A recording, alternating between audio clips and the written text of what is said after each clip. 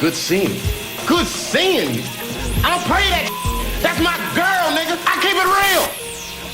Yeah, that's right. You better walk away. Go and walk away, because I'm going to burn this motherfucker down. King Kong ain't got shit on me. It didn't work, bitch. I'm still alive, motherfucker. That's right. You can't kill me, motherfuckers. I be dead on his ass like Spencer for fucking hire. I hunt him down and feed him his own testicles, and I do it in a jiffy. And I don't care if it's mama to ass, grandmama, innocent bystanders, little kids, babysitters, bill collectors, whatever. I leave his whole block filled with hot brass if I have to. And you know why? Because I just don't give a fuck.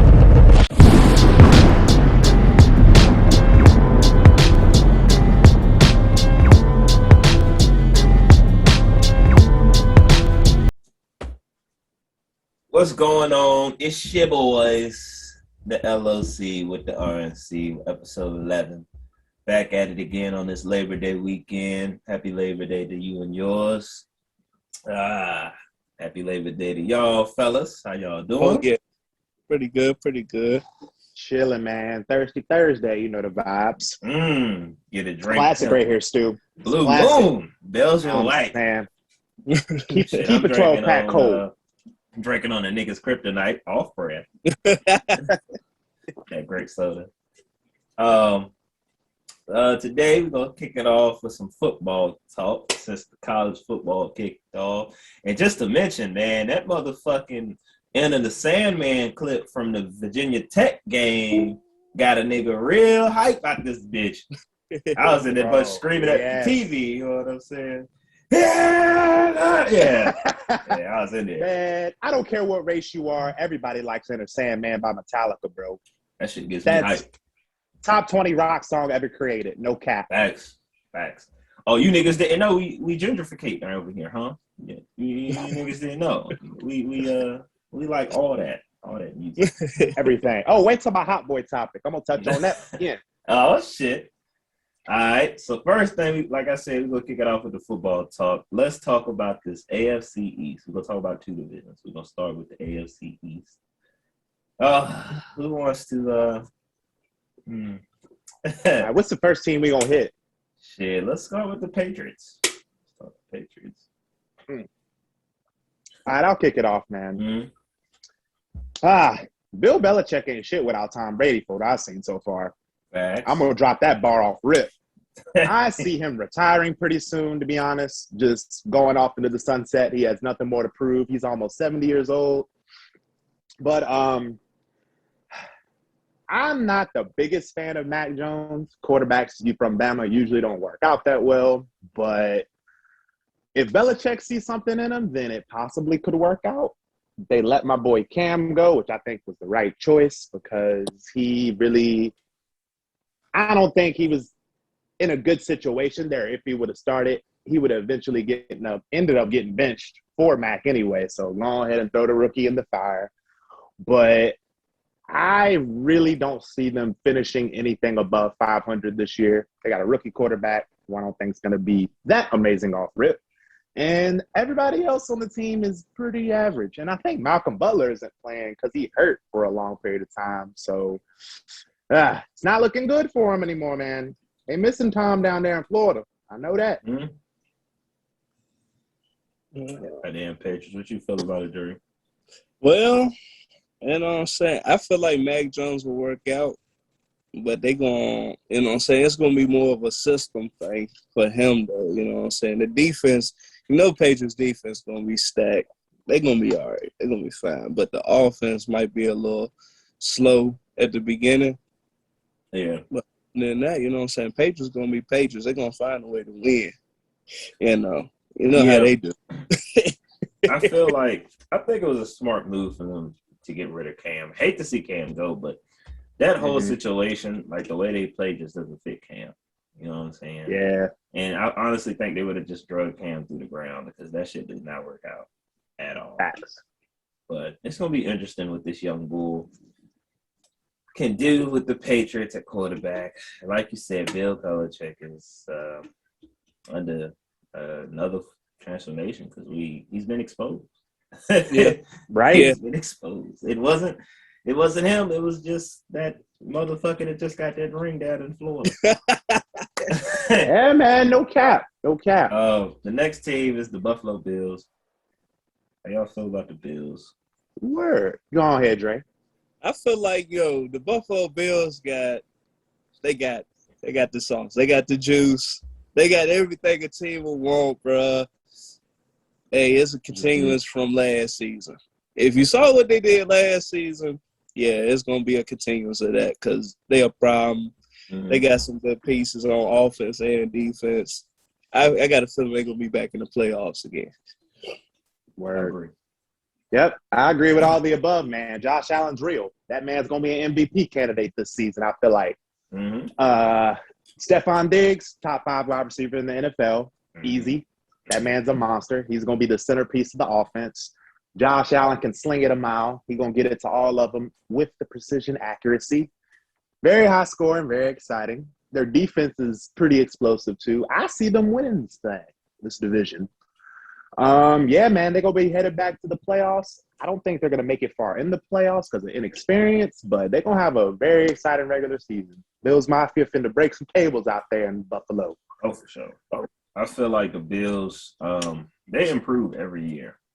You know what I'm saying? They get better and better and better. Like with Stephon Diggs joining them, that's hands.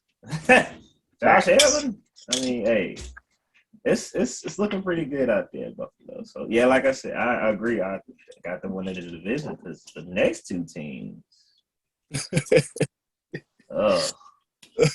You got the Dolphins. Well, I'm gonna just go ahead and say, I'm gonna just put them together. Dolphins and Jets ain't gonna be shit. If you're a Dolphins fans, you're a Jets fan, I'm sorry. I am sorry.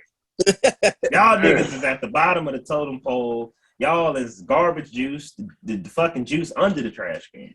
I just don't. The slander is real.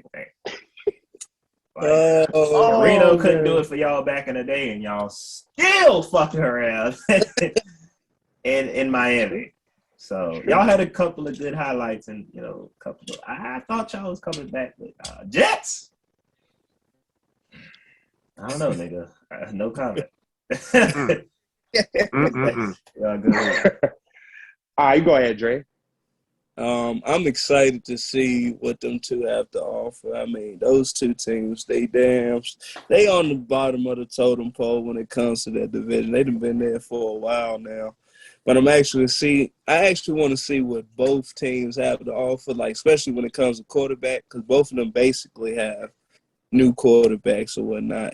Right. I'm trying to see who about to be their next franchise player, because I mean, from Madden and stuff like that, the Wilson dude from BYU, he's pretty good or whatnot. I feel like he's dimensional. He's not a one-dimensional type quarterback. That's he can get outside. On him. Mm-hmm. That's what it is. Yeah.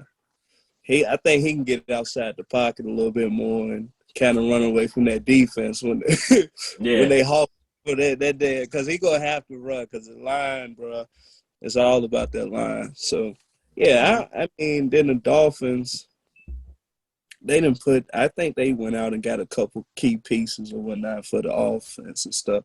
But we'll see, though. We'll see. You know how the NFL is. It can be a little. Yeah. Word. I'm interested to see what these two teams are going to do, man. I think the Dolphins are coached very, very well. I like the fact that both these squads just got a rookie quarterback, and young quarterback. Tua is not a rookie anymore. They said, here, motherfucker, you the quarterback, you starting, your position is secure until you fuck it up. Right. So go out there and do something. Like Dre said, the Jets' offensive line is terrible. Zach Wilson going to be running around for his life, and it sucks because I think the kid has some potential. Right. Look, they ruined Sam Darnold because they ain't have no offensive line, and I thought the same thing about him. So, but I like Xavier Howard a lot, one of the best cornerbacks in the league on the Dolphins. I don't think he's going to have as good a year as he had last year. Right. But they're the two worst teams, clearly, but the Jets are far worse than the Dolphins. I will say that. Yeah. I would just end it there. For sure. For sure. Ain't no flight at all in that Jets community. It's a mass. They might be looking at another number 1 pick next year. Yep. Yeah. So now we're gonna move on to the NFC West. Kick it off with the Cardinals. The Cardinals. Who wants to start off with the Cardinals? I go here. I go on here, yo. You already know what's about to happen there. I feel like the Cardinals as a whole, that team is about to show something that I never seen before. That I feel like they can win the division if they can get keep D-Hop healthy. Here. I already know they got a running game. I don't know right off top like who they got at running back, but I do know they have a running game. And I do know their defense is filthy. Plus, they added J.J. Watt at the end. You know, Goat alert. Yeah. It's gonna be nice to see what's gonna happen, bro. For real. Yeah, I'm excited about the Cardinals, man. With D-Hop, JJ, that whole defense. Offense is already, you already know. Yeah. Excuse me. All that man got to do is air that ball out. Hop just going to be everywhere. Every fucking where. And that's all I got to say about the Cardinals. What about you, Rupp? Man, this offense is going to be explosive and exciting. Kyler Murray has been one of my favorite players to watch since he touched foot in the NFL. I knew he was going to be nice from seeing him play at a school I'm not going to name because I can't stand, but we're going to get on that later when we talk about the college football talk. I'm going to throw that up, though, right there. But D-Hop, man, top 3 wide receiver in the NFL, maybe the best. He's going to have a career year because he actually has a good quarterback now. No disrespect to my boy Deshaun. But I could see them definitely winning this division. Maybe making a little push in the playoffs, but not getting too far because, once again, inexperience in big games. But I see them taking another leap this season and definitely in the future for next year. Get my boy JJ a ring before he's out of here, man. He deserves that. He needs that. He needs that. For sure. And one more thing, Stu, my boy Larry Fitz, man. I'm sorry I couldn't do it for you, buddy. Oh, yeah. I'm going to clap it up for you. He deserved the ring, dog. Oh, yeah. Don't punk-ass Steelers, Stewart. I'm still mad about that shit, Stewart. Kurt Warner, one of my favorite players of all time, Stewart. I blame this shit on you, nigga. Well, Rock, you lose some and you win some. Oh, they're going to redeem themselves pretty soon. My boy Kyler, he 4'10". He going to be – that little nigga be moving, dog. Facts, yo. He's nice. All right. Next up, we're going to talk about these 49ers. I don't know about this team. I don't like. It's just it's up and down. So I don't know what to say about it. What y'all have to say about this whole squad? No, they basically starting off on a new page. Also, you know what I'm saying? Mm-hmm. They got a young quarterback that they just drafted too from South Dakota. I mean, I think it's Lance Stevenson. Mm-hmm. Sure. Trey Lance. Trey Lance. But yeah, he going. I mean, I watched the dude in college, like his sophomore season or so like that. Yeah, dude is like that. He really got an arm. He can get outside the pocket. Like I said, this is starting to be a trend. Mm-hmm. I don't know if anybody noticed or not, but all quarterbacks is mobile in some type of way, shape, or form now. That's what you're going to see from here on out. Everybody not going to be standing in the pocket all the time. Yo, like I said, I think he's going to be a force to be reckoned with too. And he got some weapons too. He got Debo Samuel, you know what I'm saying? Mm-hmm. Gamecock. I feel like they're going to do something, man. I don't, you know what I'm saying? Their defense is pretty good. They had some, you know what I'm saying, key hurt players that was out. I think like J.J. Watt's brother, right? Which one? I think he played on defense for defensive end. I'm not sure. But I'm not sure of his name right now. I'm sorry, but I'm drawing a blank. But you good, man. I feel like they're going to be all right, though. I feel like they're going to be something to reckon with. Yeah. I feel like, Stu, I'm unsure about the Niners, man. Because everything is perfect, except the quarterback situation. I'm a little on. Right. Yeah. Jimmy G, I don't think is it for the future because you drafted Trey Lance for a reason. You feel me? Yeah. So, and Trey Lance in the preseason didn't show me much like he's ready to go in there and be a starter yet. So they got to figure that out because you can't win in the NFL without a good quarterback. And the Cardinals have that decided already. So I think they're the front runners. They're about even, but the fact the Cardinals have a good quarterback puts them clearly above them. Right. So once they figure that out, they got some great coaching. The son of the GOAT, Mike Shanahan. You know what I'm saying? So they got some great coaching, good personnel, but you gotta solve this quarterback situation, man. Thanks. Like Jimmy G they might share snaps, but that's not gonna work in the NFL. Hell. So once they figure that out, I think they'll be a force a few years from now if they kind of keep it together. But this year, I don't really know, man. I don't know. Questionable. Yeah. So next up, we got the goddamn Rams. Oh, man, This one, man. I'm gonna go first on this one. Yeah, please. Low key, one of my secondary favorite teams. No cap, man. I just gotta thank the LA. I love the city. It's beautiful. It's gorgeous. It's perfect. But also, the second greatest athlete with my name is on this team. So, you know what I'm saying? Respect to Aaron Donald holding it down on the D-line for the big boys. I think Matt Stafford, man, he's my dark horse for MVP this season. It's because he's always been on a trash franchise his whole career, but had amazing talent and has played with literally one other good player on offense his whole career. Shout out to Megatron. So I think he's going to have a resurgence in LA. I think they're going to be good, but not better than the Cardinals. And Jalen Ramsey, of course, greatest cornerback in the NFL, all-pro corner. So I see them making some noise, man. They're going to be better than the Niners. I see them finishing a slight second, maybe first if Matt Stafford does what I think he's going to do. Right. Yeah. What about you, Drake? Go ahead and kick it off. Well, you know, I feel like, you know what I'm saying, you know, the Rams defense already said they made a couple changes, as Ruck was saying, with the Matt Stafford thing, you know what I'm saying. I feel like he's going to be all right, but I kind of feel like it's on the back end of his career now. He's on a decline. So, I mean, if they going to go for the gusto, they need to go now because his career is – I mean, it ain't because he's been in the league for long as he has. It's because he's been with the Lions, bro. And, like, me seeing games that he has played and the damage that dude's body has taken over the years, it kind of sucks for him. But I feel like he'll be all right. Like I said, if they go for the gusto straight off the bat, I think they'll be all right. You know what I'm saying? Plus, you got Cooper Kupp coming back off an injury. So, Yeah. I feel like everything going to be good. And he's always been a great quarterback to me, Matt Stafford. It's just, like Ruck said, he's only played with Megatron. Right. So he didn't have too many options to go to. And now he kind of has, you know, the little freedom. And I feel like he's going to showcase his skills and show that he's got a lot left in the tank. You know what I'm saying? Facts.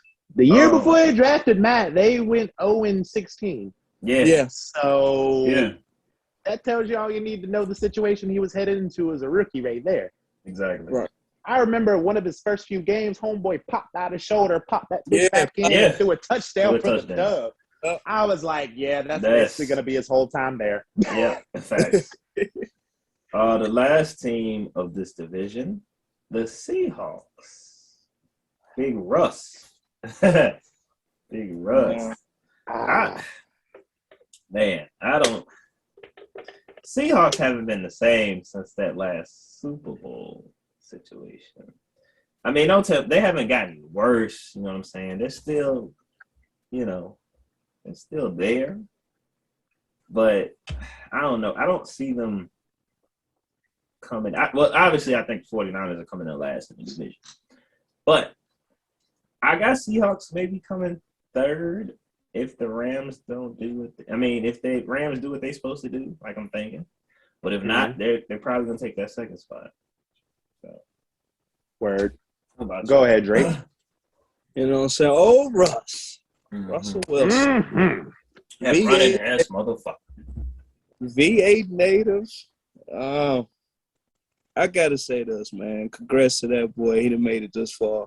You feel me? The odds was against him from the beginning. Yeah. I feel like, you know what I'm saying, I know for a fact that they gon', you know what I'm saying, it's either gonna be 1 or 2 for them. One seed, a second seed for them, just because of the Cardinals is there. They're there, you know what I'm saying? We can't nobody look over that. The Cardinals are there, but they got a good chance to go. They got a good chance to do something, man. I feel like the only team that can get in their way now is themselves, cause they got it. They got Russell leading the team, bro, and he know what he's doing. Yep. All right, I go next, man. Are you done, Dre? Yeah, you good? Where? Russell Wilson. I have so much respect for that man. He is one of the greatest quarterbacks ever already. And one thing about Russ is he starts his seasons off MVP candidate, one of the best in the league. Mm-hmm. But usually, and this is why the Seahawks have been not so hot the past few years, toward the back end of the year, there's a whole bunch of interceptions and turnovers and not so good play out of Russ. Right. So he starts off good, kind of peters off, and heading into the playoffs, not doing well. Your best player usually ends up in an L. I think Pete Carroll's an overrated coach, great defensively, not so good offensively. When the going gets tough, he can't really handle it that well, to be honest with you. DK Metcalf, I see him progressing. He's just going to keep escalating into one of the best players in the league. Chris Carson's also very solid. Running back, their defense is aging. Bobby Wagner, I respect him. Very, very good middle linebacker, Hall of Famer, but he's getting on up there in age.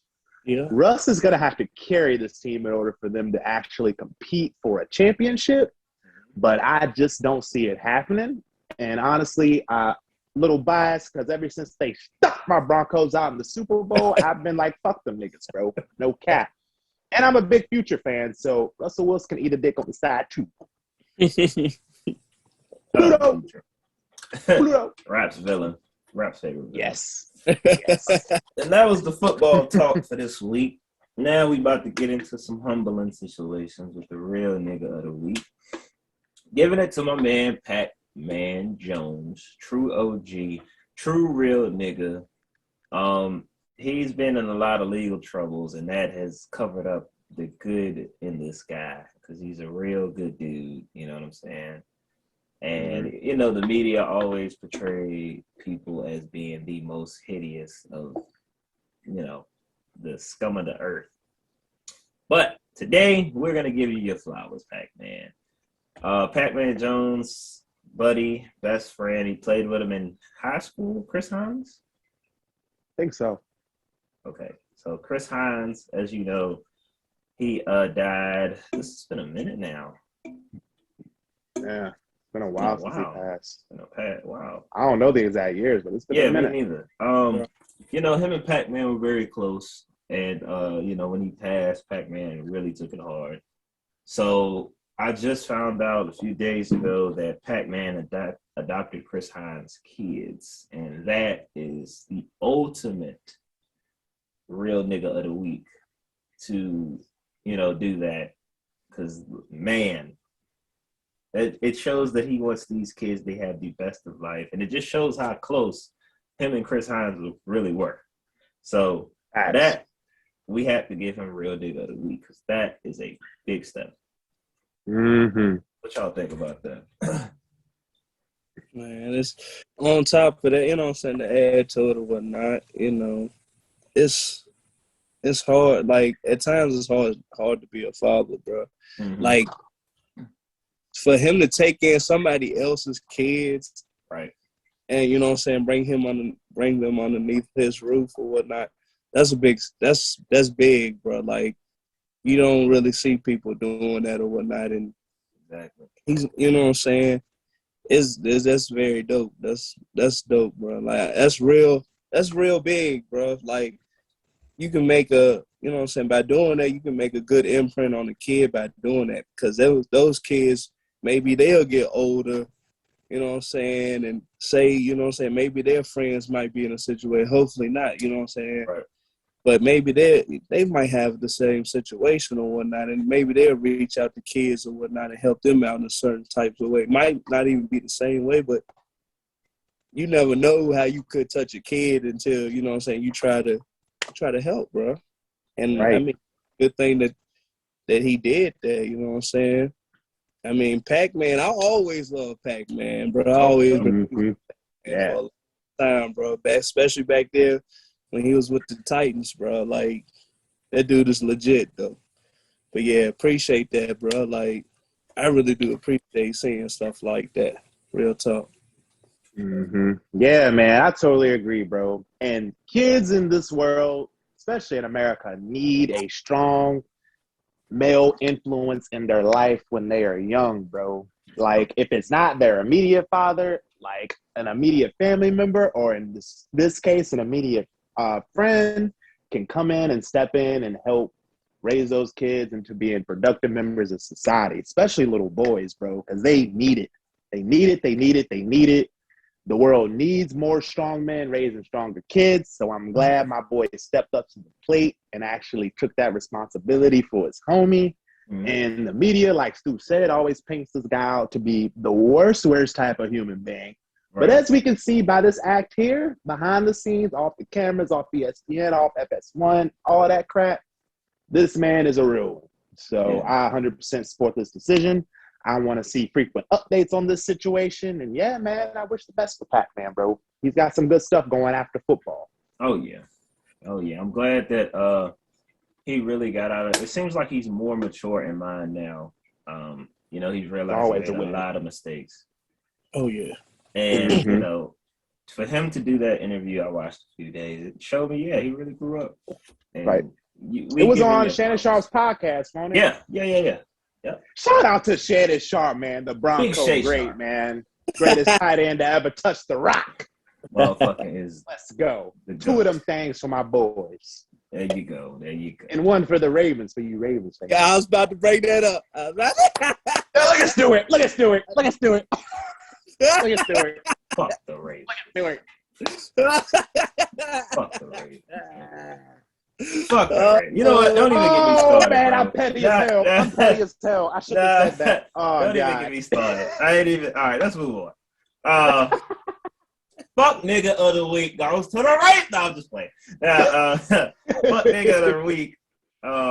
It was hard to choose, so I just. It's no way I cannot give these three situations fuck nigga. It's no way. So first time ever, we're gonna have a 3-way fuck nigga of the week. And y'all tell us which one's the worst. Y'all leave in the comments. Drop that in the comments, man. Drop it in the comments. Yeah. So the first one, Bishop Sycamore, the motherfucking high school team. They got on ESPN and played IMG. Nigga. One of the players on the Bishop Sycamore team was 35 years old. Going against high schools. Bro. How the fuck did a fake high school with grown-ass men make it to ESPN and get slaughtered by a couple of high school niggas? These niggas look like they ain't played sports in a minute. One nigga was on the ground gasping for air, my nigga. They out there looking like us. Right?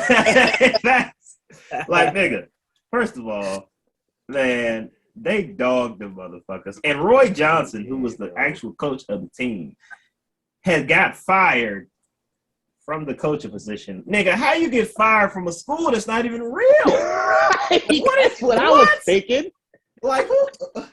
At this point, like, is this a joke, nigga? Like, did they do this shit on purpose? Like, yeah, we about to get him now. We about to be this. Like, come on, bro. This shit is hilarious, yo. How y'all feel about this situation? This shit just baffles me, nigga. It didn't. Ain't Kevin Hart and his squad making a documentary about this shit? What? Yeah, I think Kevin Hart and his production company or whatever, and Rich Paul, LeBron's dude, are making a whole documentary about this situation. Okay, that's. I can't wait. That's till that really funny drops, as fuck, bro. Yeah, go on Kevin Hart's Instagram page. I think he posted about it. But this shit is hilarious, bro. I personally hate ESPN because I think all they do is gossip, talk shit with no real analysis of sports at all. Yeah. So the fact that they got finessed into this situation is hilarious to me. Watching the highlights of the game, you can obviously tell that these niggas just clocked out of their construction job a couple hours ago and put on a motherfucking black jersey they got at Russell Athletic. These niggas were sharing helmets, bro. Right. These niggas was coming off the field, tossing the helmet to another nigga, and he was putting it on. Nigga. And back to what Stu said, how the fuck you get fired from a school that doesn't exist, bro? This nigga had multiple arrest warrants, and somehow ESPN didn't background check. Nigga, they had no information on this squad. A bunch of grown-ass men on the team fucking got blanked 50-something to zip by some teenagers. Like, I ain't played football since high school, but I can go out there and tight end and put up 200 motherfucking yards on some teenagers right now. Facts. No cap. Nigga, like, I 100% guarantee that. And the way IMG was looking, bro, they could have took a couple of motherfucking shoulder blocks, nigga. They would have been on the ground. They won't yes. But AMG Academy, bro, them niggas they go into Bama. Yeah. They go into Bama. Yeah, Georgia, that's the elite. Like Oklahoma, Texas, like there's some blue chip athletes. Yeah. But 35, bro. Pick your ass and get a job, man. Go ahead, Dre. What about you, Dre? God damn. Hey, man. Hey, they didn't. I'm like Rugg, though. How did they not catch this or whatnot? But I mean, it's sad. This is sad, man. I mean, bro, you can't go play for a semi-pro team or something, man, or try out for, you know what I'm saying, go try out for a team or something, man. Stop. I mean, it's just sad, though. IMG dusted him, bro. They dusted him. They ain't put no points on the board. The like, defense crushed their ass. Man, this is crazy. This is crazy. When I seen that hike, did you see that hike to the quarterback? Oh, yes. Yeah, yes. I was like, the dude on the joke, he was like, I seen him now. I was like, oh. And they was getting smacked by that point. Right. Roy Jones is the coach of this team, Bishop Sycamore. Roy Jones is the perfect example of when keeping it real goes wrong. When they was like, this nigga nigga go to jail fired. just for this. You see that nigga's picture when they was like, oh, yeah, he got fired the next day. Then they was drinking the Gatorade. Yo, looking like he belonged out that bitch. I said, what the fuck? So, be like Bill Belichick. Yeah. Bishop Sycamore, hold this L. Roy Johnson, hold this L, nigga. Because I'm going to tell you right now. I'm going to give it to you. If you would have won, you might would have got real nigga of the week for slipping in. Facts. for getting on ESPN. Because I don't know how the fuck y'all did that. If y'all would have won, y'all would have had we'd have had a whole different conversation. Now that y'all got slaughtered by a couple of teenagers, nigga. And he got fired. And the oldest nigga on your team is 36. Yeah, hold this L, nigga. That's crazy. Number what 2. If the game was a good game. Go ahead. Though? Yeah. What if the game was a good game? That shit would have been even more weird. Right. Yeah. That shit assault. Lock them niggas up. That would have been assault. Some of the motherfuckers beating on teenagers. Yeah, exactly. Bro. Exactly. So that was the first one. Number 2 is Robert Kelly. Robert Kelly, you have made it. I think you are the two-time habitual fuck nigga of the week, R. Kelly. Congratulations, nigga. Twice. It is said prosecutor. Oh, get ready for this. Prosecutor testified against Kels, Robert, and said that this nigga has a boxing ring in his crib. And at the snap of a finger, a female comes from under the boxing ring and performs sexual acts. Nigga. This nigga's walking around like Charlie in the Chocolate Factory at his crib, ain't he? What the fuck? Yo, man. You just imagine, like, what? Hey, R. Kelly, coming into the crib. Hey, R. Kelly, how you doing, man? Yeah. Oh, yeah, you're trying to do this song with you. Oh, before we do this, Got to get right in here. Come follow me. This nigga just sit down. Yes, Robert. What the fuck? Does she live under there? She live under there? Yeah. Look, you got this bitch living under the ring, nigga? Oh, hell no. She like Hornswoggle under that bitch. Yo, that was good, bro. But yes. I don't know, man. That shit just shit. Robert, the shit that's coming out about you is just, it's so fucking crazy, bro. Like, nigga, this shit is out of hand. It gets wilder and wilder, nigga. This is like a perfect Lifetime story. Oh, hell yeah. How y'all feel about this Robert situation? Man, lock this nigga up, bro. I've heard enough. I've seen enough. These women have been through enough. This nigga needs to be in prison somewhere, bro. Underneath the motherfucking jail cell out this bitch. Like, how the fuck? Like, is this some kind of role play shit he was doing? Right. Like he was shadow boxing and all of a sudden he getting some head in the middle of the ring? Like, what kind of weird shit is you on, bro? Do some regular shit with a plus 18-year-old girl. What's wrong with that? What's wrong with that? That shit's crazy. That shit wild, dude. If you like them young, just go for the 20-year-olds, 21. I mean, the nigga's in his 40s. Like, come on, bro. If you 40 and you rich, getting with a 21-year-old woman, that's not even out of the normal, to be honest with you. Right. And I wouldn't look at you any type of way. Right. But when you out here fucking teenagers, nigga, you need to be beat the fuck up, honestly. And you got this Somebody should have gotten that ring and beat your ass. That's what they should have did. That shit's wild. How you feel about that shit, Dre? Oh, man. Too much of a comment. All I gotta say, we will be seeing a documentary. This nigga Robert. We'll be seeing one. I guarantee you, bro. Hell yeah. Finish it with, after they finish with this dude, they about to this dude dirty, bro. They about to slander this nigga. Yo, they are. Imagine if Dave Chappelle would have still had his show. The content this nigga would have had. I can see this nigga. This nigga just walk into the ring. Yeah, I'm about to box. Hold on.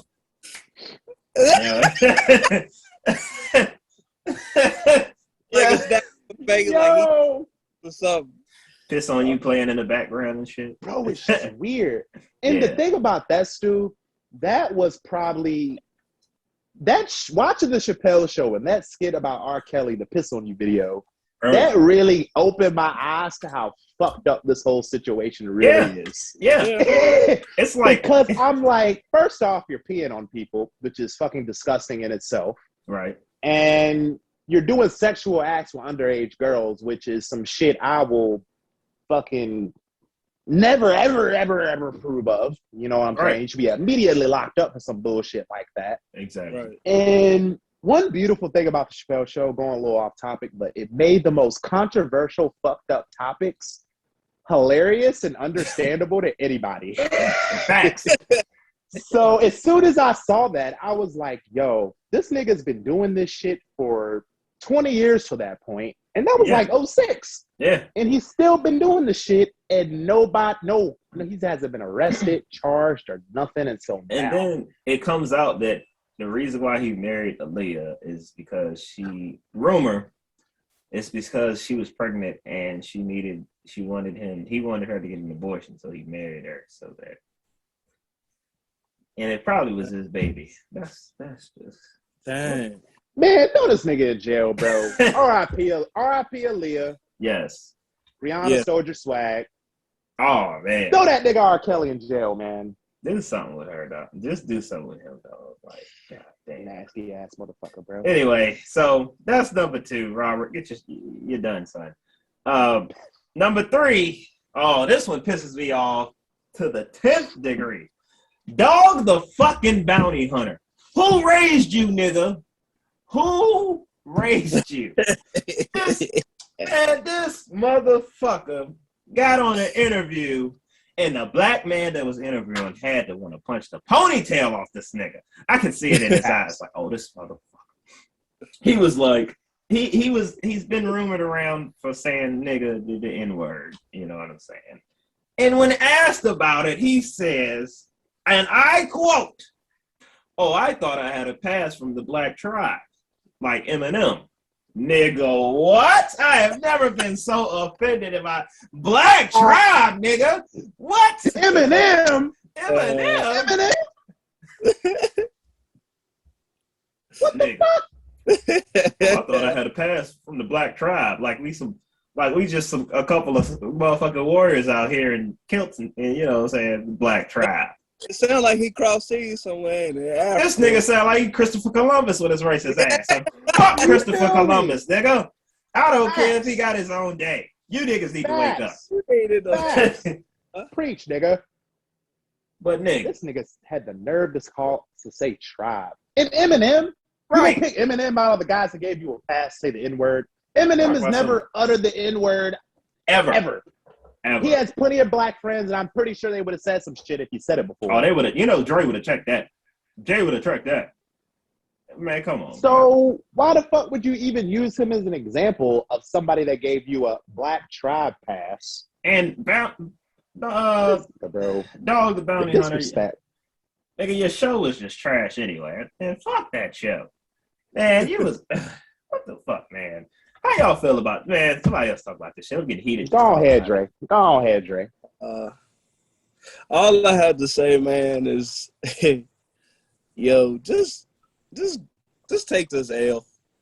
Just take the L, man. Nigga, you know what I'm saying? You just take the L. I mean, I watched the show back in the day too, man. Just take the L. Dog. Just take the L.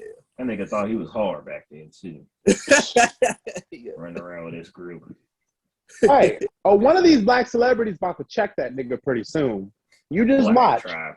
Nigga, he's getting first time ever. You heard it here, exclusive, ultimate Super Saiyan, motherfucking spirit bomb. Fuck nigga of the week goes to Dog the Bounty Hunter, nigga. Cause that shit's out of line. Yeah.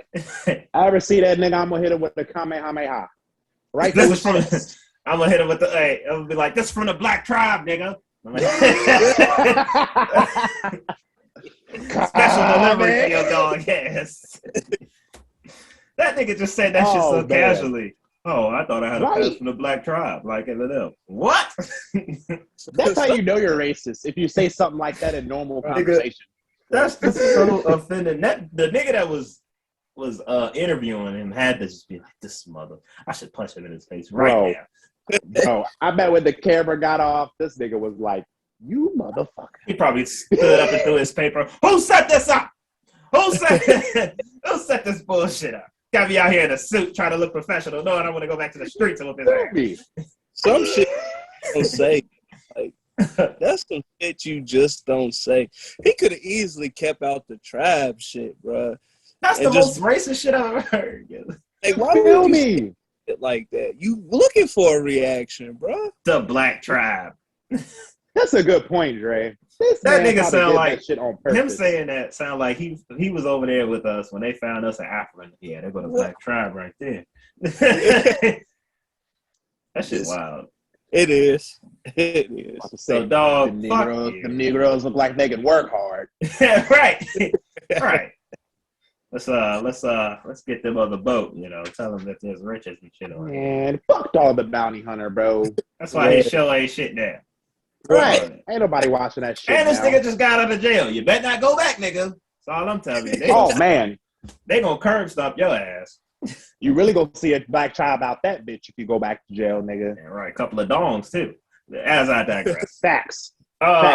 Now we gonna move on to Ruck's hot boy topic of the week. What you got for us, sir? So today for Ruck's hot boy topic of the week, I got a list here of 5 songs, 5 albums that you can put on, set the mood. Oh shit! Oh, okay. Yeah. We all know the classics, the Ushers, I'm not gonna mention R. Kelly because he's not on my fucking list anymore. Shit to play. We all know the classics, but I'm gonna bring 5 new school ones. And these will fit for any type of spicy senorita you're talking to. So listen up closely here, guys. Number 1, I got St. John with the Collection 1. his first album. Yes, sir. Man, this you put this type of music on if you want to get good with the lady for one night, but you don't intend on keeping her around for a long time. That's when you throw that St. John on, so you let them know what's up. You know what I'm saying? Get the candles lit. They gonna know it's when that St. John come on. Number 2, I got Ed Sheeran with his Plus album. I'm not talking about pop Ed Sheeran with the new stuff that's out now. That's cool. That's cool. I'm talking about the acoustic guitar Ed Sheeran sit by the campfire, all cuddled up with Ed Sheeran. You throw that on right there, you're going to have you a good night, fellas. With assumed form. If you haven't heard this album is straight fire. I didn't unexpected coming out of nowhere. I was like, James Blunt dropped the album with fucking Metro Boomin and Travis Scott. I got to listen to that shit. Man, I turned it on. It's white girl approved. Y'all need to get on that pretty soon, because that's number 3. The Weeknd, House of Balloons, classic. His debut mixtape, like classic shit. You can run this through. Girl at the crib, you in there like swimwear if you throw that motherfucker Weeknd on. Play the debut album. It's a whole vibe. All his albums are great, but that first one hit different. All right, what else we got here? Last but not least, man, the GOAT. C Breezy with X. Oh yeah. You want something truly toxic and explosive that'll all work in your favor? You throw that Chris Brown X on, get you a little bit of drinky poo, like some candles on, and you in for a good night too. So that's 5 of them right there, fellas. Add them to your playlist. And they all work. Invite the young lady over and let it play with no skips. And you heard it here first, man. Tell me what you like. Ruck with the hot boy topic of the week. And that was a very special hot boy topic of the week to set the mood. Niggas out here dropping dimes on you penny ass niggas. Keep your finesse game tight, boys. Let's get it. You know, summer's almost over. It's time for you to cuddle in, niggas. And it's strong, boys. And it's strong. I want a new one every day of the week. It is. Get your shit straight by 2022. This nigga.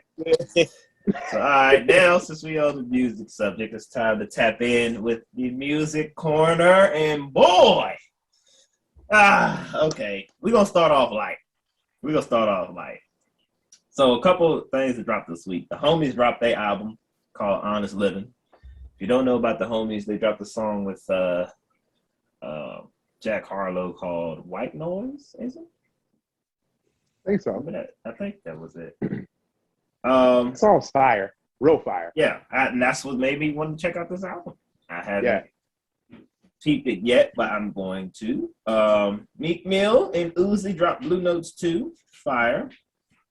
Y'all check that out? Yeah, I gave it a ran through. Yeah, Uzi, it's kind of short, Uzi, but Uzi was rapping. He was all right. Yeah, he was rapping. Yeah. I think Meek got some stuff brewing though, man. He gonna drop a project pretty soon. I feel like he is gonna be in my top albums of the year if you keep fucking around like this. Bro. And that list is coming. Freestyles? Have y'all peeped the freestyles or something on YouTube? Yes. I have. That's why I said. So because I know we was talking about it on a couple of episodes ago after leave. Yeah, so Meek. Hey man, Meek gonna come with something that's gonna surprise some people, bro. Yeah, he back in his bag. Every song that he's dropped, with the song with Dirk and Lil Baby, this song and the freestyle, all that shit's been fire. So yeah, I'm excited to see what Meek is going with this. Bobby Shmurda. No Time for Sleep freestyle. Finally, Bobby, after coming out of jail, has finally dropped his first track. It is fire, but I have one complaint. Nigga, don't nobody want to hear you for 6 fucking minutes. Not even saying nothing. I fuck with you, Smurda, but 6 minutes is too long, nigga. It's got to the point where it was at 5 minutes and this nigga was just making sounds. Right. So... Like, I heard that J2 hard. Very, very good first single to come back out with after he got locked up. But I'm like you, man. 4 minutes tops, bro, for a hype song like that. 4 minutes tops. Like, I can only yell and jump around for so long before I'm like, all right, nigga, you just saying the same shit at this point. You know what I'm saying? So, but he's got more in the tank. He's probably got sitting on a whole project right now. Probably a couple. Yep. Probably a couple. So more to come. It's a warm up. Did you hear that Bobby Shmurda drink? Yeah.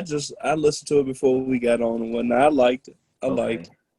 Yeah, that shit was way too long for me, G. I was fucking with it. It is a long. About 5 minutes, I was like, all right, nigga.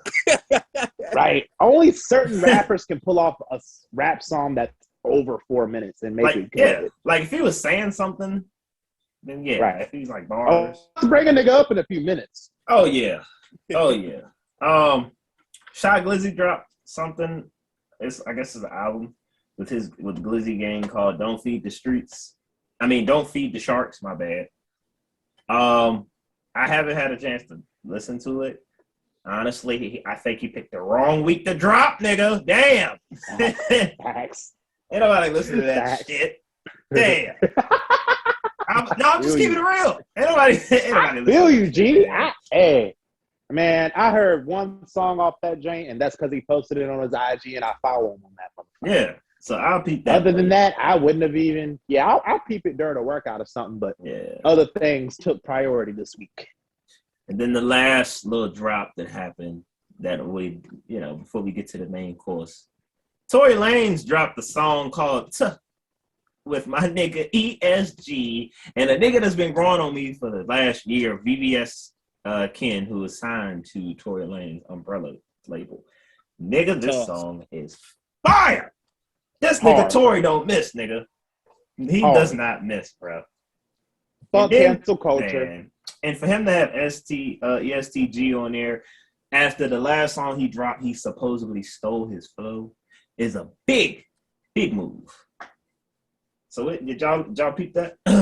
Yeah, I peeped it. I peeped that joint. I peeped that. Yeah. It's good. Like you said, you know what I'm saying? He don't miss or whatnot. It's just funny, bro. They tried to cancel him down. Mm-hmm. Cassidy trying to get on his neck, bro. Like, just stop, bro. Let this dude eat too, just like everybody else eat. Yeah. Just let him eat. Just get out the way. Exactly. And do what he got to do. And speaking of cancel culture, the baby's been putting foots on necks out here, nigga. Oh yeah. Let me mention this: the Waukesha freestyle, Essence freestyle, the Donda thing. Well, we gonna get to in a few seconds. Nigga, this nigga baby has been coming out throwing punches at you, cancel niggas. He's still here. I'm so glad. I'm happy as fuck. I'm so glad, bro. Ooh, I support him now more than ever, to be honest with you. Facts. Like, I was a slight fan before, but now I'm like, you know what? He a real nigga. I'm gonna ride or die with this nigga now, man. A real nigga. Because he didn't do nothing wrong.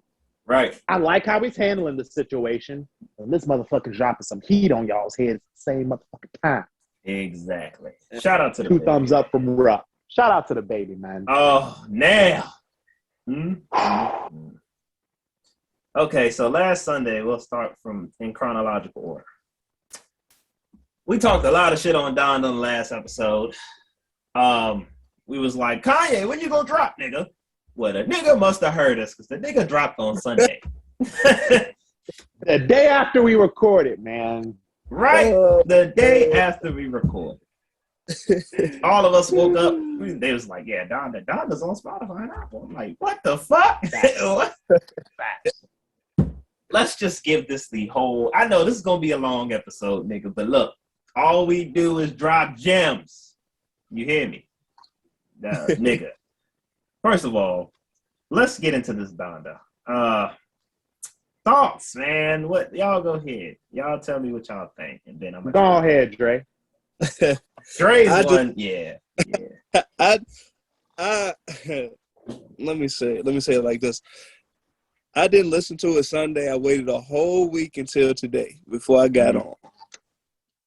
And I literally, like I told y'all before we started, it's much needed. It was much needed, bruh.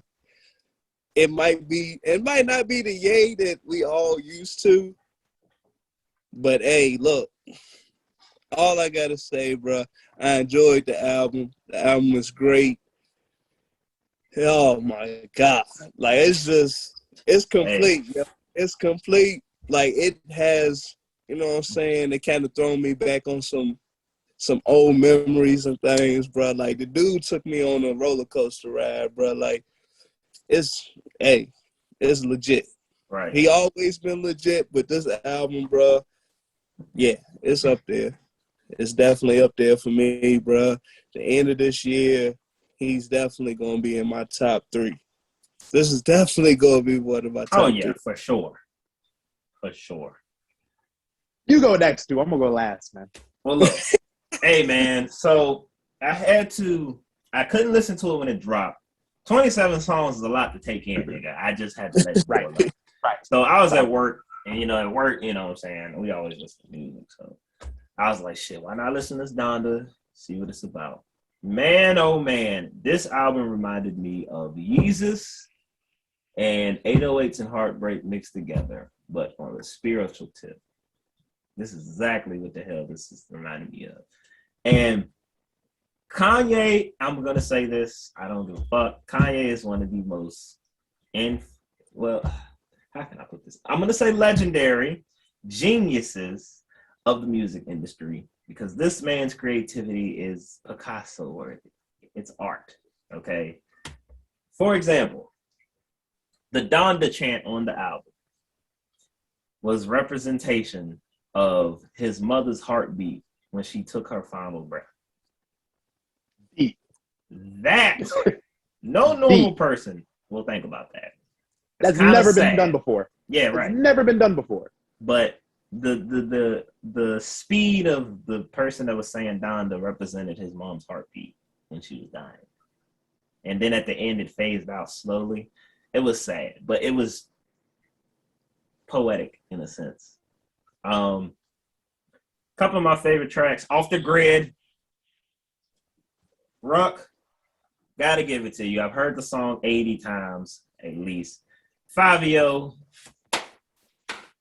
Yeah, did a good job. You get my approval, nigga. I'm sorry for the slander.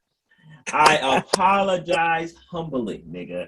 You get my approval. When your album comes out, I will listen. For sure. Playboy Cardi. I don't know how we feel about Cardi. Okay. Lil Yachty. Lil Boat. I don't know what the fuck you been doing. For you to come out, your career, to come out like you did, I wasn't fucking with it. Then you moved to this Detroit type flow, I'm fucking with it. But this, you went the fuck off on Okay. Shout out to Lil Yachty. He's growing though. Junior Part 2 with Ty Dolla $ign. I like Part 2 better than Part 1. That shit was hard. I like the beat. Yes. I like the chant. It's very catchy.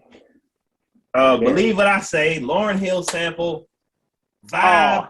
Every time I listen to that shit, I just want to be on a boat in the middle of ocean with like the fucking Coke boy Hawaiian shirt, like Scarface with a fucking top with the straw hat and a cigar in my mouth.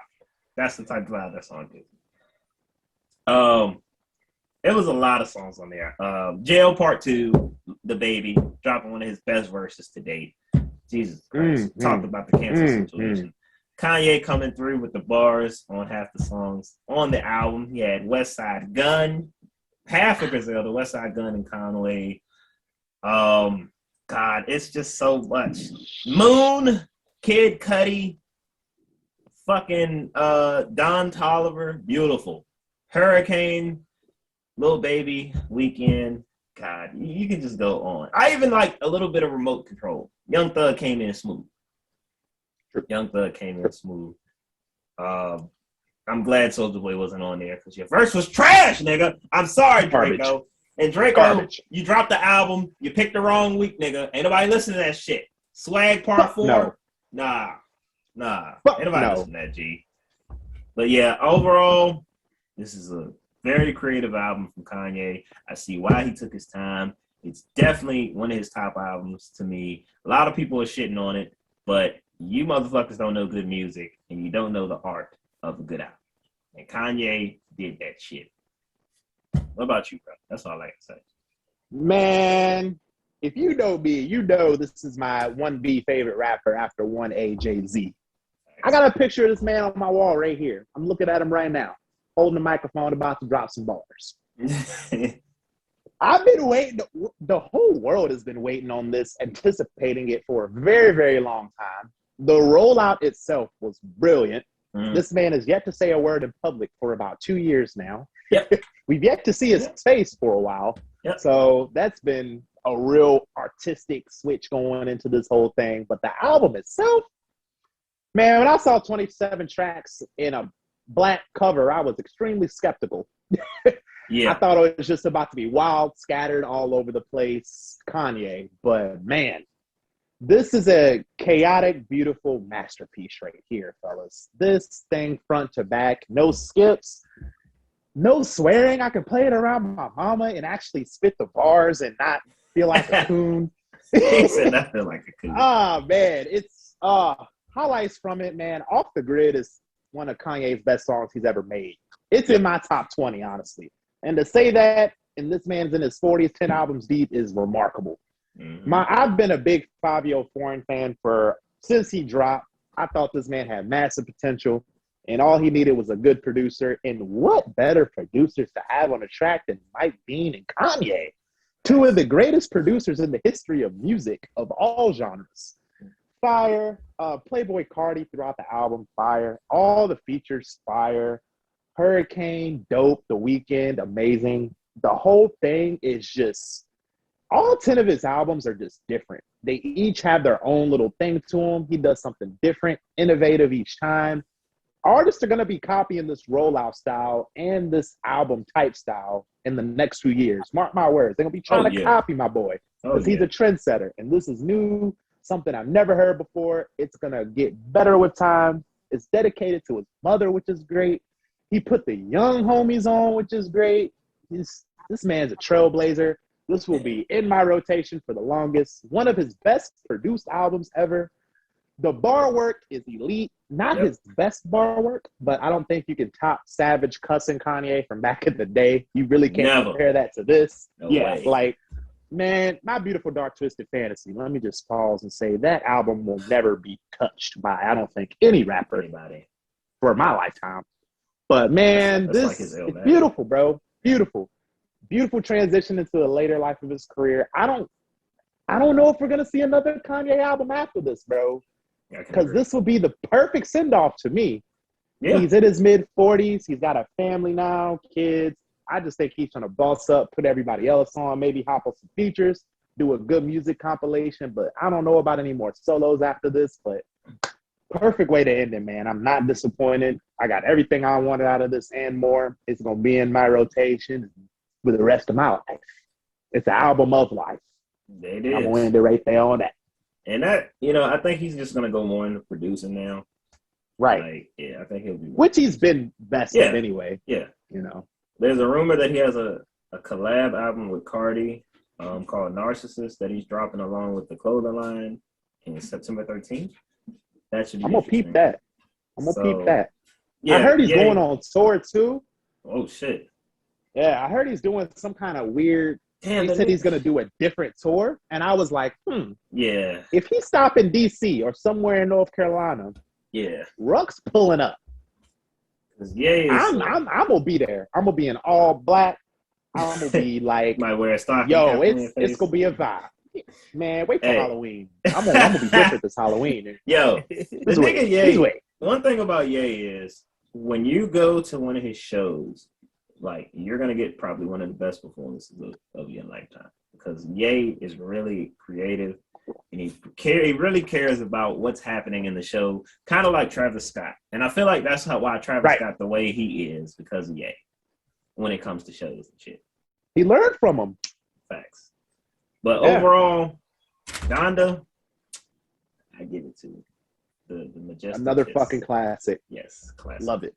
Absolutely love it. Now, on the other hand, at the hours of 1 a.m. on Friday or Saturday morning. Mhm. Drake has Drake.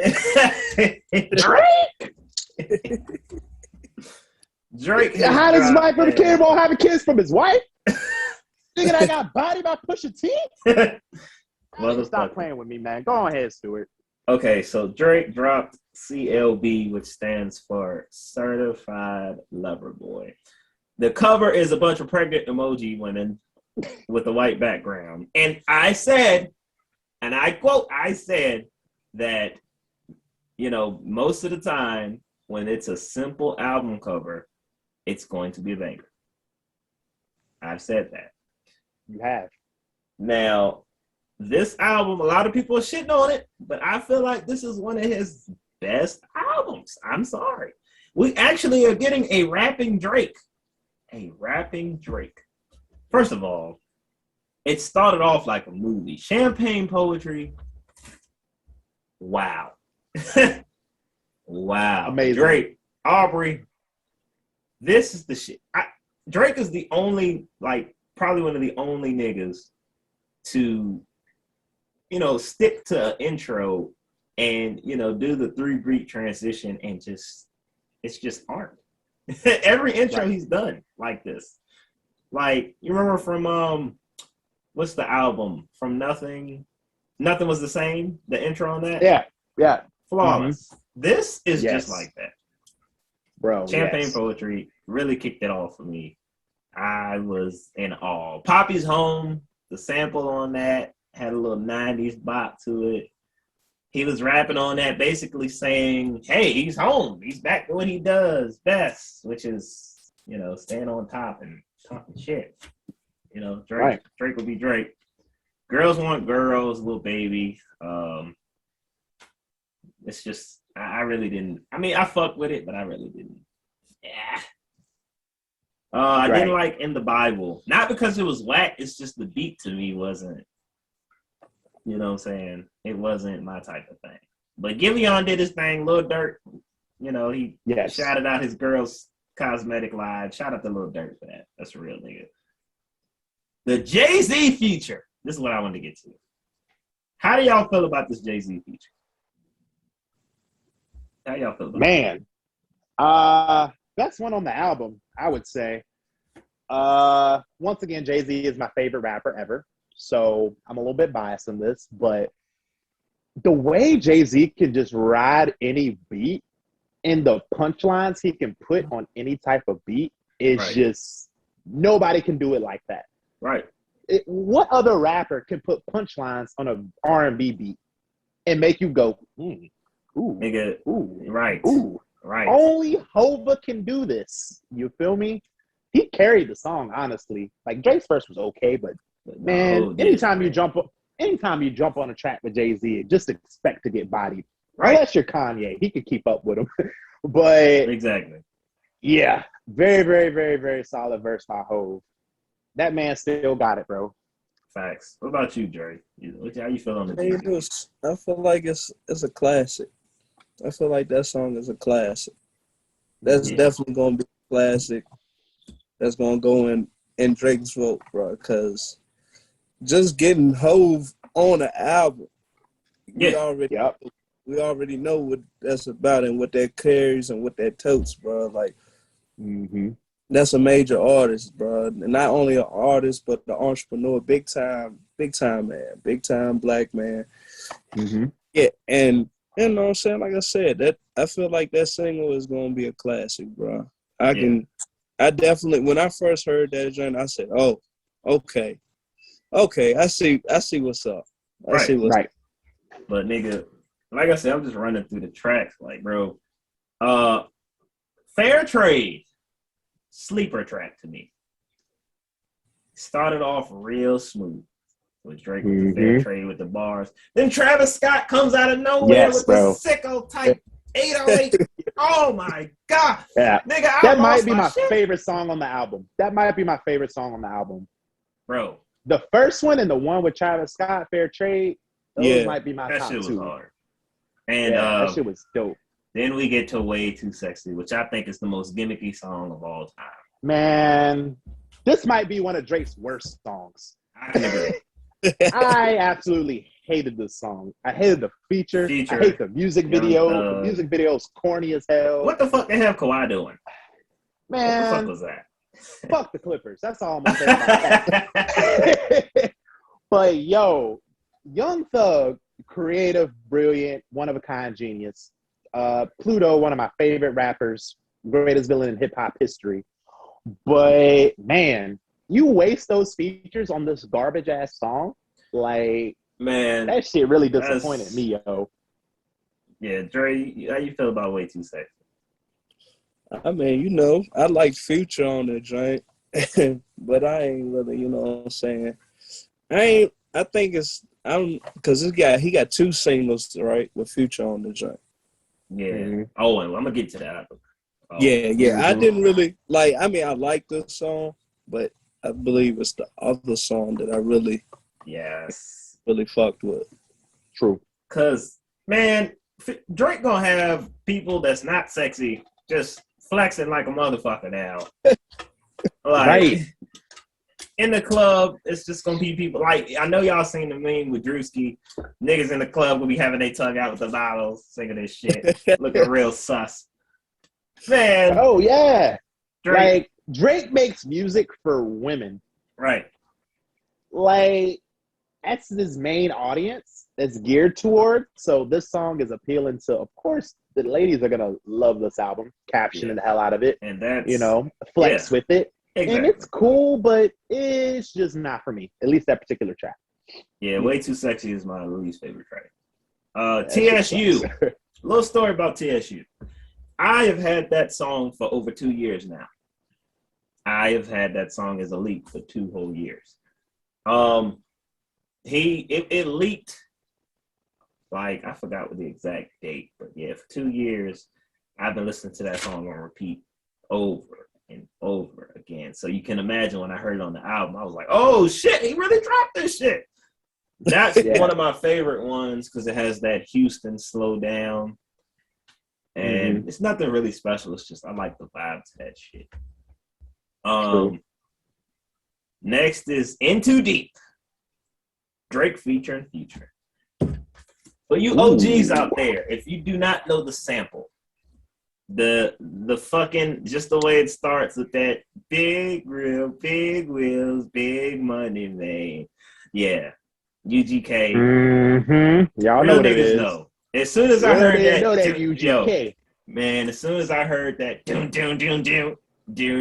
I said, oh my goodness. We knew that it was shit, up. Drake, I gotta give it to you for that. And I thought that was gonna be the whole song, and then the fucking beat switches and goes into some 3-6 Mafia shit. This nigga Future comes on, and I'm losing my shit. Sir. Nigga, that was surprising as fuck. Yes. Yeah. Future and Drake on a track together just by themselves is just, you got the angel on one shoulder telling you some savage shit, and then you got the devil on the other shoulder telling you some savage shit too. So I'm just fucking with that combo forever. Yeah. I hope they make another collab album because they just can't miss when they're together, bro. It's just beautiful. Love it. Love that track too. I'm gonna be bumping that one in the gym. Yeah. And Dre, we talked about this. How you feel about this? We already know. When we came up, you know that UGK. Yeah. Man, oh yes. Hey, when that Drake came on, like Stu said, I just like, shit, he ain't even have to start rapping, bro. Exactly. I just fucks with UGK a lot, bro. Like, you know what I'm saying? Like I said about the other track that we really, you know what I'm saying, went in depth with. I feel like with Hope, I feel like this is another classic, bro. You know how Drake is. Like Ruck saying, like them two together, they mesh very well. I'm actually surprised they don't do a lot more songs together. You feel me? Like that shit, boy, that shit just hit different. It just hit different. PB&J, man. Thanks. Pipe Down, kind of like, really didn't fuck with it. Yaba's Heartbreak, beautiful vocals, kind of like an interlude. Didn't fuck with it. No friends in the industry. Oh my God. Oh man. No Oh, friends man. in the industry. My brother's been my brother. Oh, man, man. you niggas ain't no kin to me. Oh my gosh, nigga. This nigga Drake was coming out. Niggas, what? Box the fuck out these niggas out here. Yep. Said, man, Ye sending something, and then what did he say? We gonna send something back for you. This nigga was on Ye's neck on this song. I said, whoa. Yeah. Yes. I love this song, man. This is a classic sneak diss go hard Drake song right here, man. This is one you can bump that's just gonna have you saying Stupid. fuck everybody you don't like. Facts. I like the song a lot. The song itself is fantastic. But as far as going at another rapper like Kanye, or if he was trying to diss Pusha T, I assume if you diss Kanye, you diss him too. But it was a little weak if you're gonna go at somebody like another rapper. But the song itself is really fucking good. Really good. Yeah. Really good. How you feel about no friends in the industry, nigga? Those words. Yeah, that shit was tough. That was, you know what I'm saying? I like, you know what I'm saying? I liked it or whatnot. But you got to be careful what you're asking for. You can't be poking the bear. Oh, nigga. Be poking it. Hey, look. We gonna get into that, motherfucker. We about to get into that because this nigga done leaked his own Yeah. And I know a savage from Virginia Beach, Virginia, that also was a rapper that's probably gonna drop a project soon. Oh yeah. Yeah. That gives zero fucks about what comes out of his mouth, like the typical nigga from the 757 dude. Big facts. So yeah. I like it. I want him to provoke Push. Yeah. He gonna come like a thief in the night. All you gonna hear this gonna be a rated R diss track from this nigga. Oh, this way. I hope Ye produce it. Facts. So from there you got Knife Talk with my man. Big shout out to Project Pata. Yes, real sir. Street, One of my favorite personal rapper. rappers of all time. Yes, sir. And 21 Savage for Knife Talk. I fuck with that song. Yes. And my nigga Metro booming on the beat. Young yes, Metro. Yes, sir. Wow, nigga. You niggas been shot. Easy. Yes. So yeah, legendary producer, bro. I love it, man. I love it. Sir. That ATL connection, Metro and 21, like any combo with them, it's just game winner worthy right there, man. Mm-hmm. And once again, you got fake tough Drizzy on there, spitting his bars, talking his shit over the Metro beat. And Project Papa, Memphis legend, man. One of my, like I said, one of my personal favorite rappers ever. He has got some bangers back in the 90s and early 2000s that are constantly in my rotation and all of my playlists. The stuff he did with 3-6 Mafia. He's still relevant to this day. All the OGs coming up respect this man. So Drake putting him on the track, I think, was super, super dope. Yeah. Keep his name relevant. A solid performance by him, as always. But yeah, man, loved it.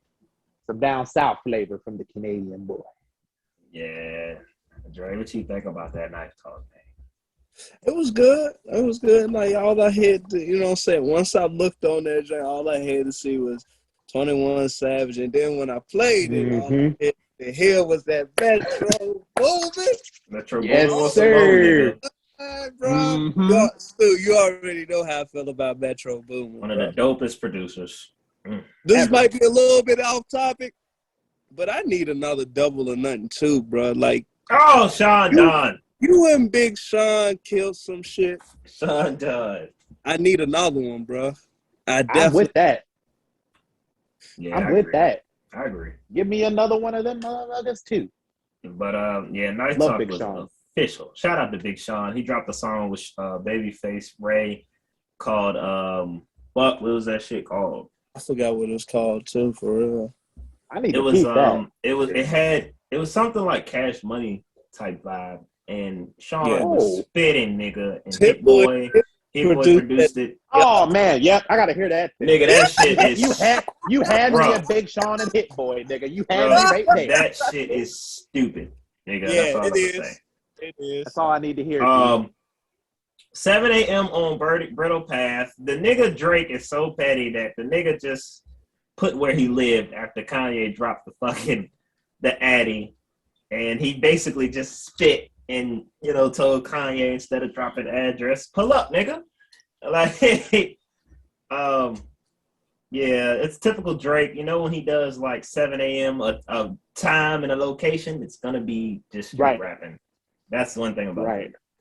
Right. I fuck with it. I fuck with that shit. Yeah, man. I really like, over the years, he's always had one song on his project where it's like a random place he is at a random time he's saying. And it's always some real shit bars that he's spitting. I really like it. I hope he keeps that theme up. Right. That'll be something dope he continues throughout his career, hopefully. But the track itself, it's very average. Yeah. Very average to me, man. Yeah. Not a huge fan. He got the point across he was trying to get across, but the back half of the album, I don't think is as good as the first half. Definitely. It falls off about the middle. It kind of peters out. The first half inspires, the second half kind of meow. Yeah. What about you, Dre? You fuck with that 7 a.m.? I mean, I listened to it once. This shit, like I said, man, like, I'm gonna be honest. I didn't, you know what I'm saying, that some of the couple songs that I remember that overshadowed some of them. Yeah. Like, the ass end of the album kind of washed out, bro. Like, you're right. Yeah.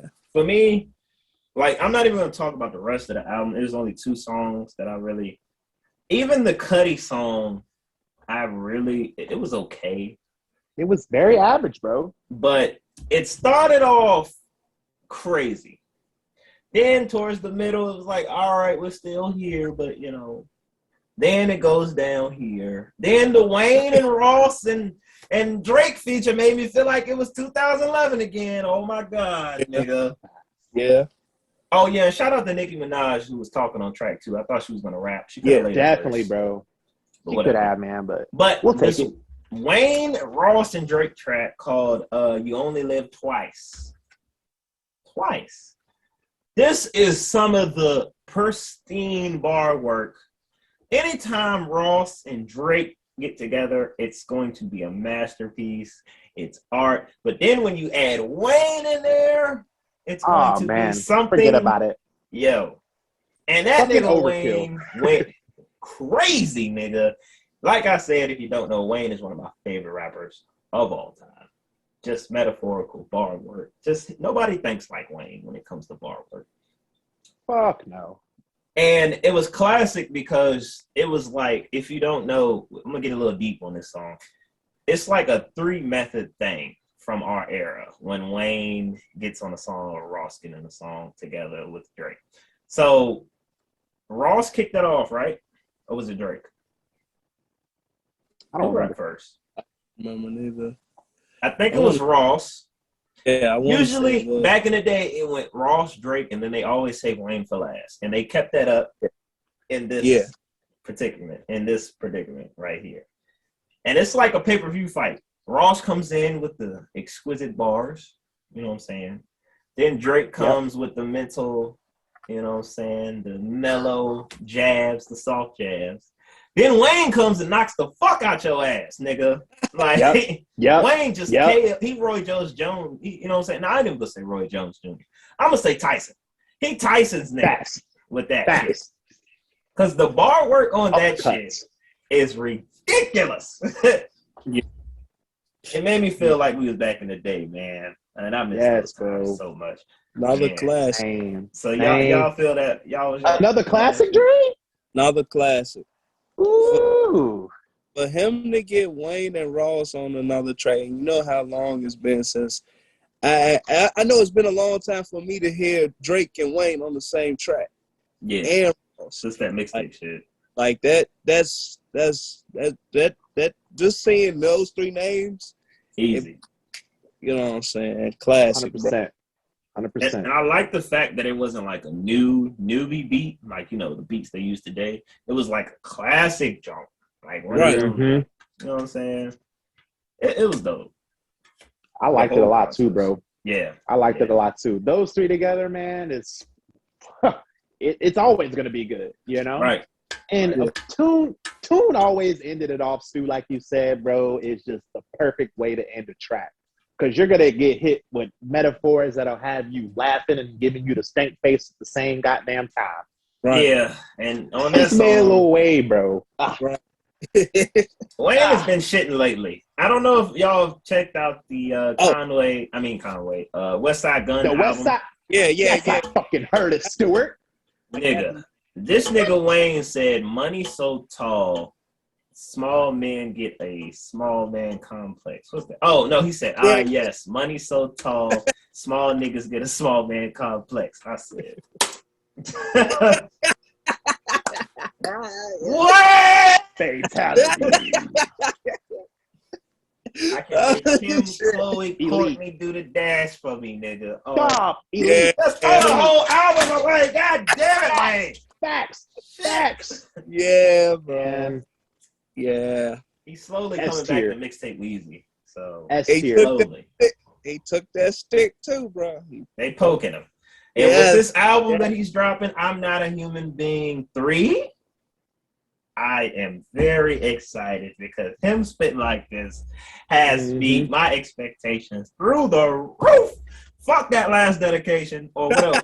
What was it? No Ceilings? That mixtape he did? Yeah, no ceilings. Fucking garbage. Sorry. Yeah. Wait, No Ceilings 2. Wasn't it No Ceilings 2? I thought it was 3. Three. It's 3. Oh, 3? Word. Yeah, that shit was trash. He got side A and side B to that joint. Both sides. Word. I'm sorry, people. I never made it to side B. Never. Yeah, it was. It's all good. All I need is that first No Ceilings, and I'm good. Exactly. Yeah, there OG's you no. go. There you OG. We gonna get to that on a future episode, Stu. Yes, sir. Yes, sir. But I'll leave that one overall, right there. the Drake album is probably one of his best albums. I agree. I mean, there's a lot of songs that kind of went up and down for me, but overall, it's gonna get some play. For sure.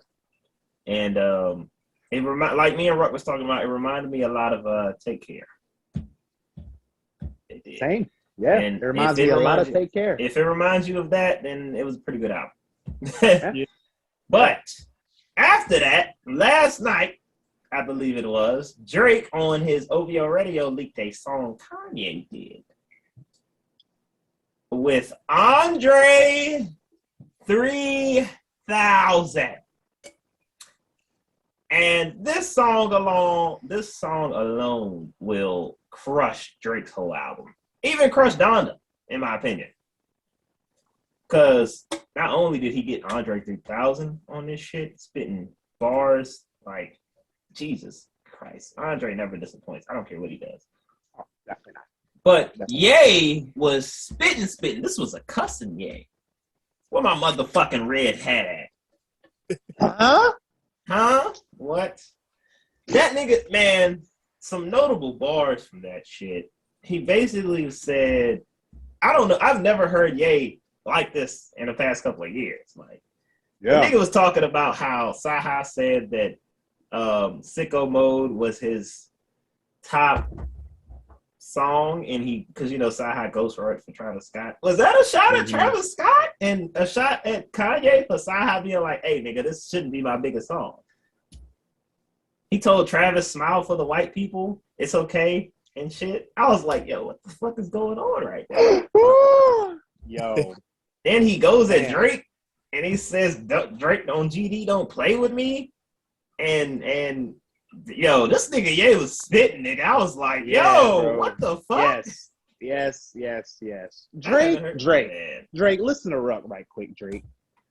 Why on earth would you play a song on your own radio show with a person you are beefing with and another rapper who I consider arguably definitely in my top 10 solidified, Andre 3000.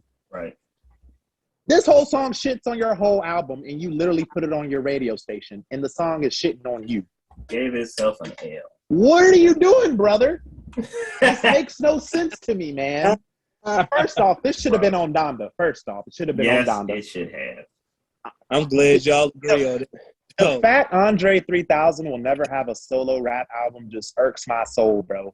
It will never sit right with me. I don't think he's ever going to do it, but every like 5 or 6 years, something like this will happen, and it'll just remind me that Andre 3000, there's nobody out there in the history of rap music rapping like this nigga does. Nope. I loved it, man. Savage, Ye, 3 stacks with the just. I'm gonna give it 3.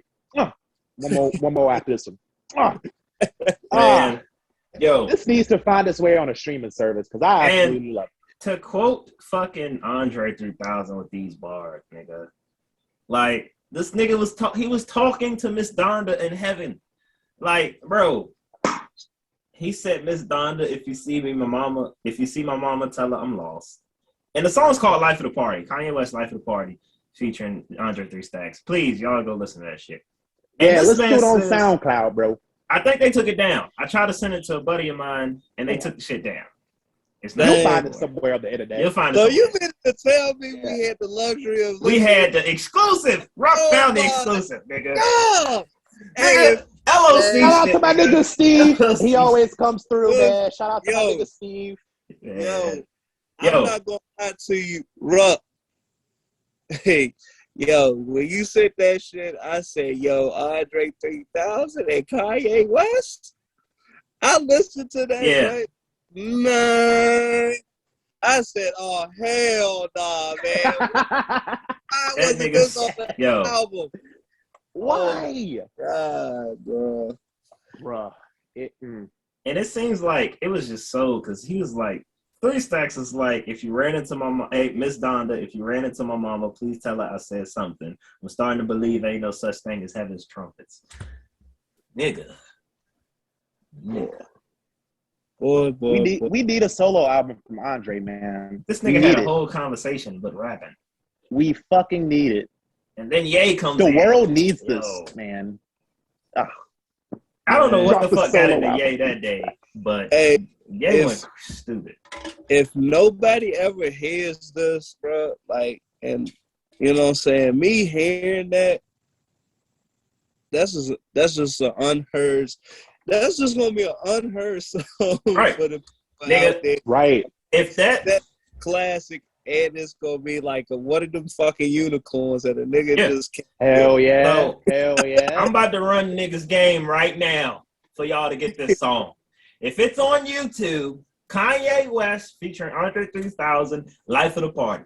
Go to YouTube right now, pull up the video, copy the link, type in MP3 to YouTube to MP3 converter right now. Download it. Download the song, solidified forever. You'll have it in your motherfucking library.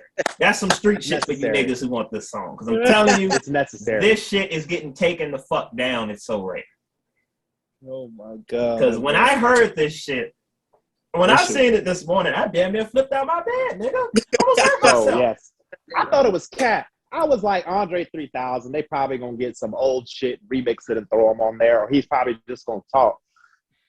No. I didn't get that at all. I got some Stankonia AT-Aliens Andre 3000 on this motherfucker here. And I got some My Beautiful Dark Twisted Fantasy Ye on here. And I don't understand why this nigga didn't put this on the album. I know, bro. That could have been the last song, and I would have been like, "Oh God, this is the greatest album that's ever dropped. This shit is crazy." That one whole song killed Drake's whole album, nigga. How? Man, the mystique of Ye, man. Kanye premiered the joint overseas. Nobody heard of the shit. Drake put it on his radio show for some weird man. This whole thing is just crazy, bro. I love it. I feel like they're just working together. Like, yeah, I'm gonna send you this right here, so they'll think the beef is real. I'm gonna tell them I stole it. You know how these Hollywood niggas roll, Stu. Yeah, facts. I feel like they just working together. But overall, Donda, great album. CLB, great album. I can't really put one over the other. Oh, I'm not going to because it's pointless. It's right. two different vibes to each album, so you really can't compare them. Right. They just happen to drop around the same time. So when people put like Donda or CLB, I'm like, that's stupid because you can't really. One's a spiritual journey and the other one's just Drake. Right. Yeah, man. Yeah. I like them both though, bro. Yeah, no shade at Drake at all. This is definitely one of Drake's better projects. It's Definitely way better than ones. his last album. Absolutely. This will probably rank top, maybe third or fourth for me, for real. Yeah. Okay. Yes. Like, my all-time favorite Drake album is Nothing Was the Same. That's my favorite one ever. Yes. Number 2 is probably If You're Reading This Is Too Late. Yeah, and that was a mixtape. That's crazy. This is a little controversy, but number 3, I'm going to have to put Take Care at number 3. That's most people's favorite, but I'm going to put it at number 3 because I have a feeling that's 90% The Weeknd, 10% Drake. Yeah. But this is probably going to fall right after that, bro. Yeah. Like, from this album up from the ones I named, fucking amazing. Right. But yeah. Closing arguments there for music and everything. Baby Keem has just announced. Hold on, I don't think niggas hear me. Baby Keem just announced that what is the name of the album? The Melodic, what is it called? Something Blue, right? What's the name of this album? I think the Melodic Blue. But the Melodic Blue, that's it. That shit's releasing this month. He said it's gonna be his best production. He feel like it's his best album. This nigga's only dropped 2. Crazy. Cause man, that's crazy for him to throw that out there, bro. If y'all don't know his history of production, bro, I showed one of the fucking albums on here a couple episodes ago. He helped produce that album, bro. I'm not gonna say what it was, but look, he helped produce that shit, bro, and that shit was big. And if niggas didn't know, he produced for Beyonce on the Lion King album. Yeah. Enough said. Yeah. This dude's like 20 years old, 19, 20 years old, bro. Like, and he is a prodigy. His bar work. Oh, I forgot about the song on Donda with him and Travis Scott. Man, this nigga. That's one of my favorite tracks. Yeah, I can't believe I forgot about that. Baby King, oh my God, bar work. I don't know what has gotten in it. I don't know if Kendrick has woken a motherfucking monster in King, but this nigga King is on something different. We at LOC have been following Baby King before you niggas even knew. What the fuck, man? Y'all niggas don't understand how loyal we are to music. Y'all just do not understand. We're deep into this shit, guys. Facts. We are deep. When nigga, I'm on Instagram at least 2 hours a day trying to find some new music, trying to peep some shit. We always in the group chat sending each other shit. We are, bro, years. And it's crazy because, like, niggas be like, Baby King's best album is I Die For My Bitch. And they've never heard Sounds of a Bad Habit produced by Cardo. You check, please. Yo, Sounds of a Bad Habit is the epitome of ratchet, like any teenage, like it's a rebel album. Yeah. Oh, yes. The production from Cardo on there and Keem's aggressiveness. Yo, if y'all niggas not hip to Baby King, dog. Y'all just finding out now because he's Kendrick's cousin. No, we knew him way before Kendrick. We even knew he was Kendrick's cousin. Right, bro. Yes. Toward, like, I was working out at ODU, and this tells you how long I've been on this nigga, bro. I was working out at ODU about 2-3 years ago, and homeboy was like, hey, man, just randomly, what you listening to, man? What music you listening to, bro? And I put him onto this King. Yeah. This man found me at the end of his workout and said, nigga. That's all he said. I was like, yeah. You had a good one today, didn't you? And we predicted this man. We was like, back when we heard this album, we was like, this nigga Baby King is going to be one of the greatest artists of our time. And here we are a year or two later. We find out this nigga's related to Kendrick. Kendrick's making a label, and King is basically the front runner. Smart. We told Very you smart. so. That's all I'm going to say about that. We know over here. Yes, LOC shit only, nigga. We know over here. But, yeah, that's dropping this month. And I don't know what else is really dropping this month. We'll find out, I guess. You know how we rock. One more thing to talk about is the fucking Rick James documentary. Finally. It's not what I wanted. It's funny because we talked about this a few episodes ago, and now they're doing something. Yeah, right, bro. That's crazy. Yo, niggas is tapping in, bro. Right. Like, niggas, man, hey, you need to put LOC on some of those credits, nigga. Cut that check, Showtime. Cut that Give me my check, nigga. bitch. 2% each. Right. Them niggas And send a check to Tavis and fucking Ock, too. They got kids, nigga. Facts. Like, shit is ridiculous out here. Them niggas tapped into the video like, oh, these niggas old or something. Let me go right this shit. I'm going to call Rick up right now. But yeah, they dropping a documentary. It came out Friday called Bitchin'. I think it's called Bitchin', right? Mm-hmm. It's basically another documentary, more in depth about Rick James. That's cool, but that's not what we was asking for. We asking for a full feature film with somebody playing Rick James.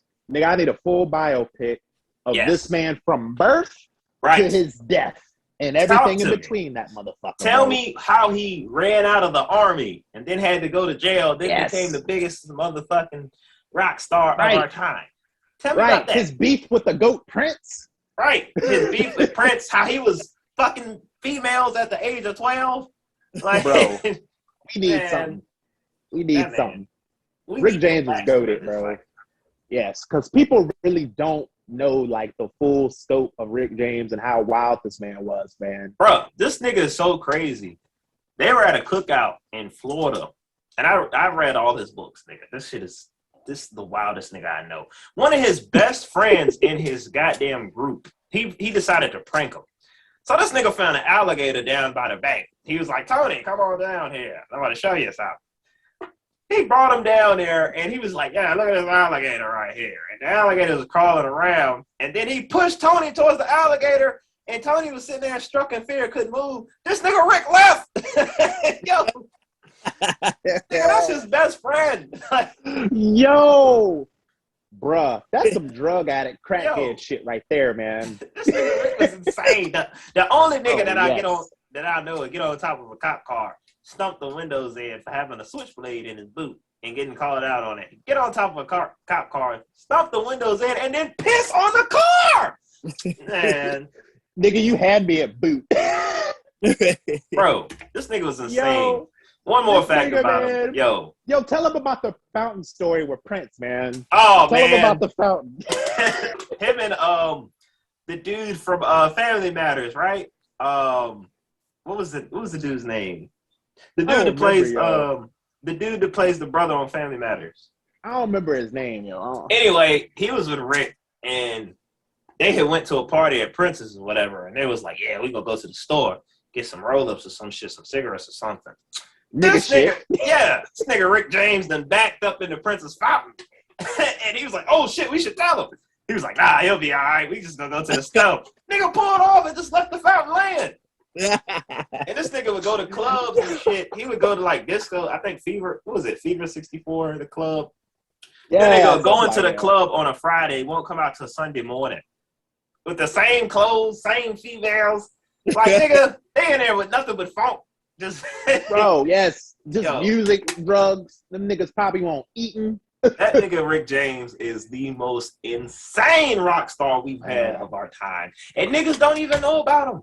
Right. Y'all need to watch Bitchin', man. And I think Nas's label or his production company produced that shit. Yeah, Mass Appeal. Yeah, so shout out to Nas. I know he got that shit right. And he's going to portray Rick in the way he should be portrayed. Like a fucking legend. Like Facts. He is. I'm Rick James, bitch. All and right, if y'all got anything else to say, y'all got anything else notable for this week before we end it? I'm good, bro. Man, I'm going to say one more thing, Dre. Go ahead, bro. You got it. Saturday. Today is Saturday, and it's the start of the college football season. Yeah. Stuart know what I'm about to bring up. And Dre know what I'm about to bring up, too. Because we got a game today on the opening college football season. And my boy Stuart here is a diehard Miami Hurricanes fan. And my nigga Dre here is a diehard Crimson Tide fan. Fuck y'all. Them Canes about to get blown out by about 67 points today. I know it, man. I know it. Yo, Nick Saban is about to have some 6'6" dread-headed blonde running back run for 200 yards on y'all niggas. And some random quarterback he found out of a bayou somewhere in Bama throw it for about 200 yards on y'all niggas. Bro. I It's get about my to get rematch ugly. I get my rematch in NCAA 14, nigga. Oh yes. Oh yes. It's gonna go Oh on yeah. Shout out to my Horns, man. Hopefully they get a dub starting off today. And Because my another, Monarchs got dusted yesterday by Wake Forest, but that's all good. it's I all still good. support the College nation. football is We on here. the come up. I'm NFL excited is about here. that. And tomorrow, yes. Oh yes. wrestling fans, hey, here we go again. AEW, All Out. Tomorrow, 7 p.m. CM Punk's first match back in 7 years. We on that. Facts. Live. Definitely, We on that. man. Shout out to my Yes, dog sir. Kenny. We here, Kenny. Tomorrow's Here, our day, Kenny. nigga. We about We to here. drink. Oh, CM Punk. yeah, CM facts. Punk. But Let's other go. than that, this is a great episode, man. Very in-depth. Yeah, man. I love it. Shout out to everybody Yes. that Shout out to You know what I'm Drake saying? and Kanye for Yeah. making amazing music, keeping the streets fed. listen out. Two of the greatest artists of our generation. I'm just hip hop is my life, bro. Keep it Hip hop alive. and sports are my life. So Thanks. the fact that they're still dropping quality at the time of their career is just inspiring to me, man. Amen, brother. Amen, brother. Brother. Amen.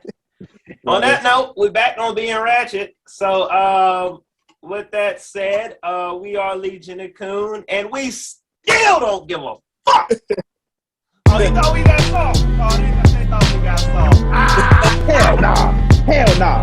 Oh, I'm coming for mamas, aunties, and all daughters over 21, nigga. They mine. And I'm in the friend and catching the text.